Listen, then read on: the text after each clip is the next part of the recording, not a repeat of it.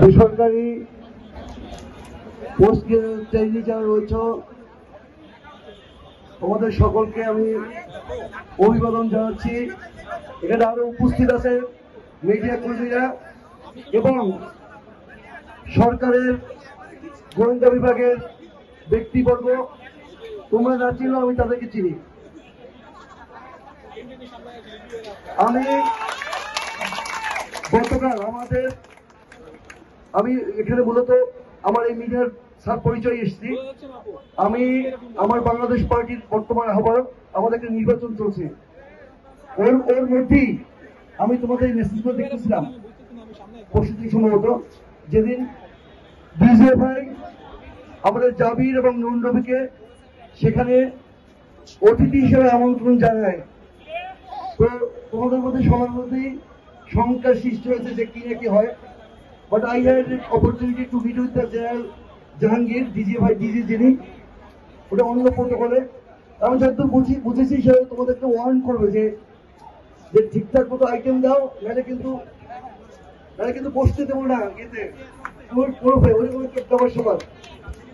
তা আমি একটা কথা বলতে চাই, শুনো, আমি মিডিয়া কর্মীদের সামনে বলতে চাই এটা যে কেন এই ঘটনাটা হলো, কেন এই সমস্ত স্টুডেন্টরা ওয়ার্ড রেখে অতি রেখে এমার্জেন্সি রেখে এখানে কেন কর্তারা কেন? এই ইটিওলজিটা কি?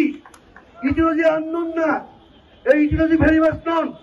সেটা হচ্ছে এই সমস্ত ছেলেমেয়েরা, এরা এদের বাচ্চা আছে বুয়ার কাছে রেখে আসে, ওই বুয়ার দুধ দেয় না, দুধ কেনার পয়সা নাই, শাশুড়ি ডায়ালিসিস হচ্ছে, তার টাকা দেওয়ার সামর্থ্য নেই। কিভাবে চলবে একটা ছেলে মেয়ে? তারা সারা দিন রাত ওয়ার্ডে থাকে, অতিথি থাকে, তাদের সেই টাকা পয়সা নাই। আপনি গরু পালবেন, দুধ চাইবেন, কিন্তু ঘাস দেবে না। ঘাস না দিলে কি দুধ দেবে? আমি দেবে না তো, খুবই স্বাভাবিক ব্যাপার। আমরা এই বৈষম্য বিরোধী আন্দোলন কেন করেছিলাম, কেন রক্ত দিয়েছি? এই যে কঙ্কাল সার গাড়িগুলো আছে, এইগুলো আওয়ামী লীগ যুবলীগ ছাত্রলীগের লোকেরা যখন পড়ায় 4 তারিখ, আমরা তখন ওখানে ট্রিটমেন্ট দেই। এরা সারি রাজ চলে গেছে, সারি চলে গেছে। আমি ডাক্তার নিয়ে দাঁড়িয়ে তোমাদেরকে নিয়ে চিকিৎসা দিয়েছি না বলো? 16, 17, 18 দিকের পর ডিএমসিতে আমাকে ঢুকতে দেয় নাই, আমরা অ্যাম্বুলেন্স পাই নাই। এই আন্দোলন করে আমরা নতুন বাংলাদেশ পেলাম। তার উপহার কি এই যে আমাদেরকে রাস্তায় কাটাতে হবে? আবার গোয়েন্দা সংস্থা যে আমাদেরকে ভয় দেখান। আরে কিসের ভয়? এখানে যখন দাঁড়িয়েছিলাম ওসি নূর মোহাম্মদ, তাকে আমি খুঁজছি পাই নাই। গত বছর তখন এখান থেকে চলে গেছি, প্রেস ক্লাবে গেছি, সরফুদ্দিন সাহেব এখানে বসে তোমাদেরকে আটকিয়ে দিয়েছিল, 4th শ্রেণীর কর্মচারী দিয়ে স্লোগান দিয়েছে, মিছিল দিয়েছে, অপমান করেছে। 71 টেলিভিশনে গিয়ে বলছে আমি নাকি রাজাকার, রাজাকারের বংশোদ্ভূত, আমরা কি সবাই রাজাকার। তখন সহজ ছিল রাজাকার, আজকে আবার হয়ে গেছে আওয়ামী লীগ। এই যে মিউটেশন হচ্ছে, এই যে মেটাস্টেসিস হচ্ছে, মিউটেশন হচ্ছে, আমাদের নামের টাইটেলের বিবর্তন, আমরা এগুলো খুব ভালো বুঝি। আমরা খুব ভালো বুঝি। আমাদের এখানে ভিসি মহোদয় ওখানে গেছেন, সহকারী স্বাস্থ্য উপদেষ্টা। আমার কিছু শুভাকাঙ্ক্ষী বলছে স্যার আপনি উপদেষ্টা হয়ে যান। তার বললাম আমি তো চেয়ার প্রত্যাশী না, আমি তোমাদের সঙ্গেই থাকি, আমি রাজপথে থেকে আজকে আমি উপদেষ্টা হলে এর কথা বলতে পারতাম না তো। যতদিন তোমাদের আন্দোলন চলবে আমি তোমাদের সাথে আছি। আমার পার্টির পক্ষ থেকে এই যৌক্তিক আন্দোলনের সমর্থন জানাচ্ছি।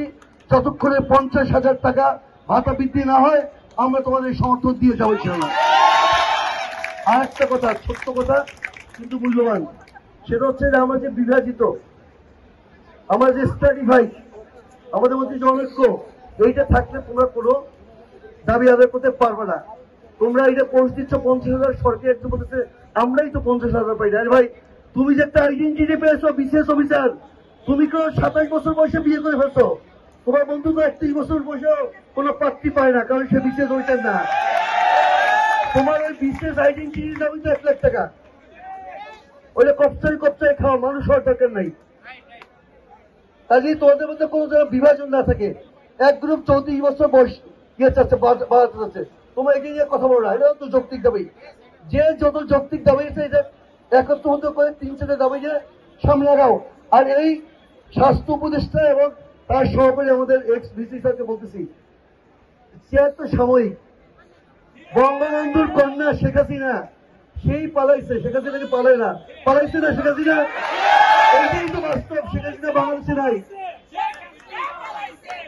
এইটাই তো বাস্তব। কাজে চেয়ার পার্মানেন্ট না, পার্মানেন্ট হচ্ছে নৈতিকতা, পার্মানেন্ট হচ্ছে সত্য, পার্মানেন্ট হচ্ছে আমাদের এই যে আন্দোলন, এইটার পার্মানেন্ট, এইটাই থাকবে। আন্দোলন করে আমরা এই দাবি আদায় করবো ইনশাল্লাহ।